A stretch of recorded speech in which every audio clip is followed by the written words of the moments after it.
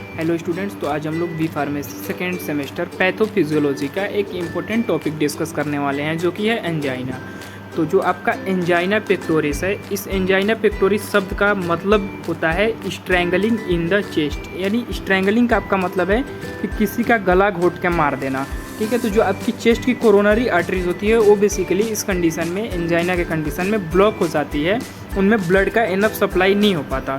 दूसरा है जो आपका एंजाइना है, यह it is a condition in which heart muscle does not receive enough blood. तो जो आपका एंजाइना का कंडीशन होता है, इसमें जो आपकी हार्ट की मसल्स होती है या जो हार्ट की लेयर होती है मायोकार्डियम, उसको इनफ ब्लड नहीं मिल पाता।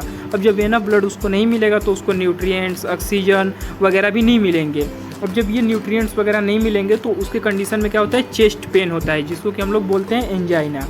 अब जो आपका एंजाइना है ये कोई डिजीज नहीं है, ये एक क्लिनिकल सिंड्रोम है जो कि आपके डिजीज़ को रिप्रेजेंट करता है। अब जो आपका एंजाइना है, हम लोग इसको इस्चेमिक हार्ट पेन भी बोलते हैं। अब मैं बताऊं, इसको इस्चेमिक हार्ट पेन हम इसलिए बोलते हैं क्योंकि इस कंडीशन में जो आपकी हार्ट की आर्टरीज होती है वो उसमें इस्केमिया हो जाता है। इस्केमिया का मतलब है जो आर्टरीज होती है, हार्ट की कोरोनरी आर्टरीज, वो नैरो हो जाती है, जिसकी वजह से कि ब्लड सप्लाई बहुत ही कम हो जाता है। तो अब हम लोग इसका इटियोलॉजी देख लेते हैं। तो जो आपका पहला इटियोलॉजी है वो है atherosclerosis in large coronary arteries. अब एथेरोस्क्लेरोसिस क्या होता है, तो जो आपकी कोरोनरी आर्टरीज होती है या फिर कोई भी आर्टरीज होती है उनमें फैट डिपॉजिट हो जाता है। जो एक फैट होता है, जैसे मान लीजिए आपकी आर्टरी है, तो इसका जो बॉर्डर है ना, सेंटर, यहाँ पे फैट डिपॉजिट हो जाएगा इस कंडीशन में। अब जब यहाँ पर फैट डिपॉजिट हो जाएगा तो आपकी कोरोनरी आर्टरी के में जो ब्लड फ्लो हो रहा है वो ब्लड फ्लो घट जाएगा और आपकी आर्टरीज नैरो हो जाएंगी। तो इस कंडीशन को हम लोग बोलते हैं एथेरोस्क्लेरोसिस। एथेरोस्क्लेरोसिस में क्या होता है, फैट एंड लिपिड जो होते हैं डिपॉजिट हो जाते हैं, जो कि कोरोनरी को हार्ड बना देते हैं। क्या बना देते हैं? हार्ड बना देते हैं और नैरो कर देते हैं, जिसकी वजह से कि आपका जो ब्लड सप्लाई होता है वो कम हो जाता है, बहुत ही ज़्यादा कम हो जाता है। दूसरा आपका इटियोलॉजी है हार्ट वाल डिजीज़। अब आपका हार्ट वाल डिजीज़ में ये होता है कि जो हार्ट के वाल्स होते हैं जो कि ब्लड को पंप करने में हेल्प करते हैं, उनमें कोई प्रॉब्लम हो गई। तो जैसे अगर हार्ट के वाल्व में ही कोई प्रॉब्लम हो जाएगी तो आपका ब्लड पंपिंग सही से नहीं हो पाएगा, तो उस कंडीशन में भी आपका चेस्ट पेन शुरू हो जाता है। अब जो आपका तीसरा कंडीशन है वो है थिकनिंग ऑफ हार्ट मसल। इस कंडीशन में जो आपकी हार्ट की मसल होती है वो थिक हो जाती है और इसे हम लोग हाइपरट्रोपिक कार्डियक मायोग्राफी भी बोलते हैं। अब जो आपका फोर्थ पॉइंट है वो है कोरोनरी आर्टरी डिजीज़। यानी कि जो आपकी कोरोनरी आर्टरीज है हार्ट की, उनमें डिजीज़ हो जाए। यानी कोरोनरी आर्टरीज डिजीज़ का मतलब आपका होता है इस्केमिया हो गया, हाइपोक्सिया हो गया। उस कंडीशन में आपकी कोरोनरी आर्टरी नैरो हो जाती है, पतली हो जाती है, जिससे कि ब्लड सप्लाई कम हो जाता है बहुत ही ज़्यादा। अब चौथा पॉइंट है आपका कोरोनरी आर्टरी स्पैस्म।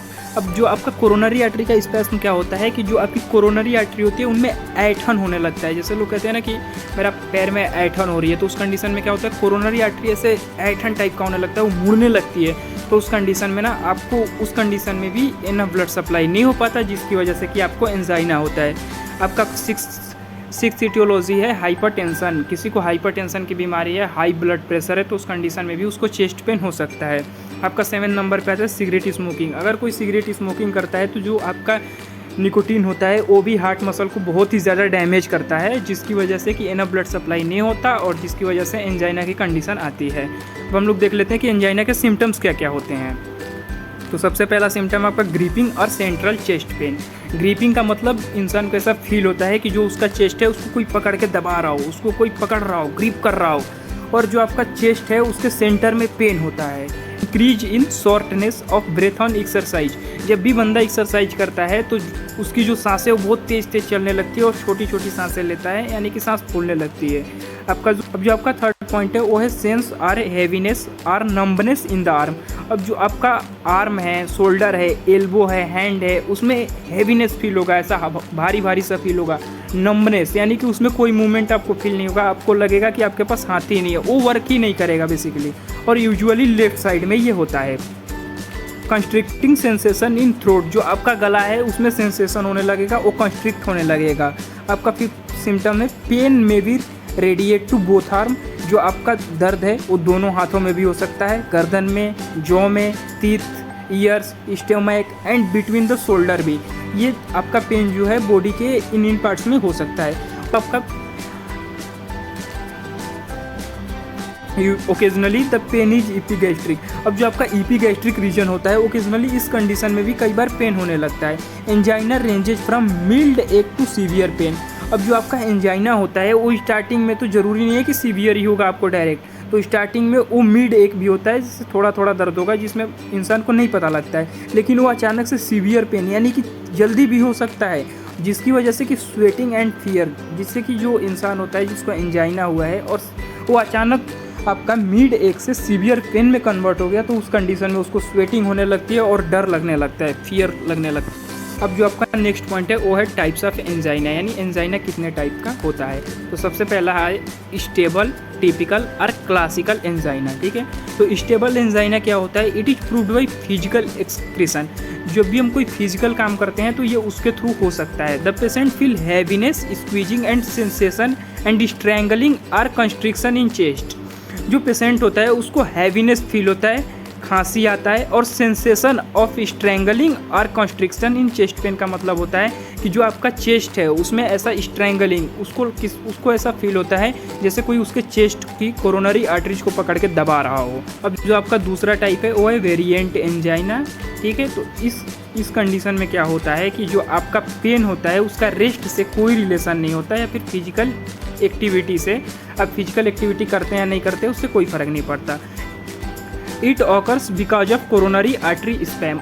अब ये क्यों होता है? जो आपकी कोरोनरी आर्टरी होती है उसमें ऐठन होने लग गई, वो मुड़ने लग गई, उसमें फैट डिपॉजिट हो गया, कोरोनरी आर्टरी आपकी ब्लॉक हो गई, तो उसकी वजह से जो है आपका वेरिएंट एंजाइना होता है।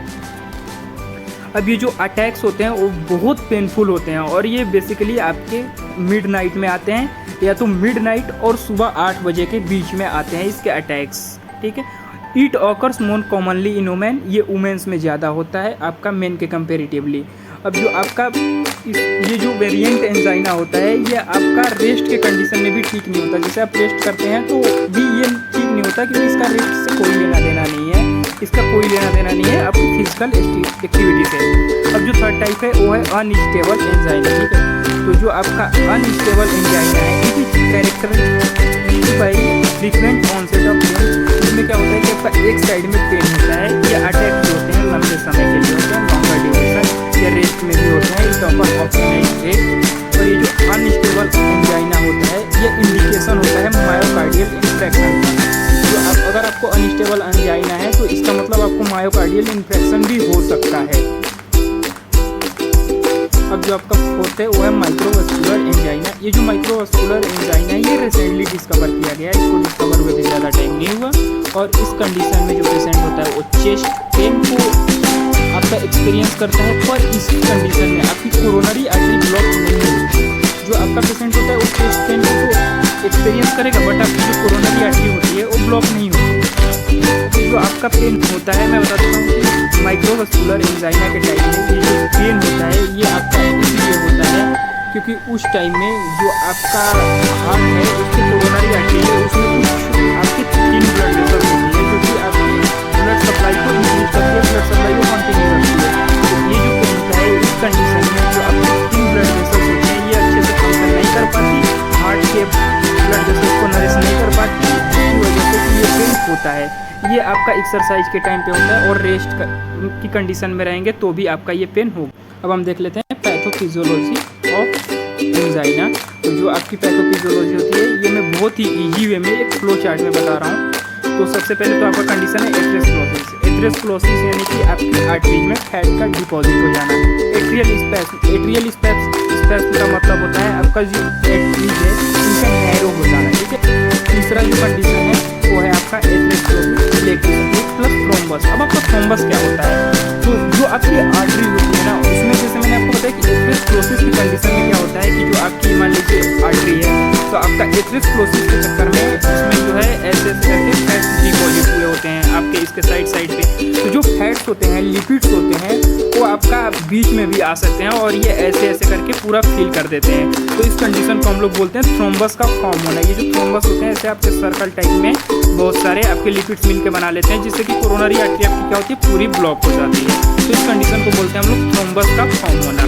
अब इसके बाद क्या होता है, एथेरोस्क्लेरोसिस की वजह से आपका ऑब्स्ट्रक्शन होता है, आपका जो एट्रियल स्पैम है इसकी वजह से भी आपका सडन रिवर्सिबल ऑब्स्ट्रक्शन होता है, और जब एथेरोस्क्लेरोसिस है इसकी वजह से आपका ऑक्लूजन होता है। अब जब ये ऑक्लूजन, सडन रिवर्सिबल ऑब्स्ट्रक्शन और ऑब्स्ट्रक्शन होता है तो इस वजह से आपका इस्चेमिया होता है।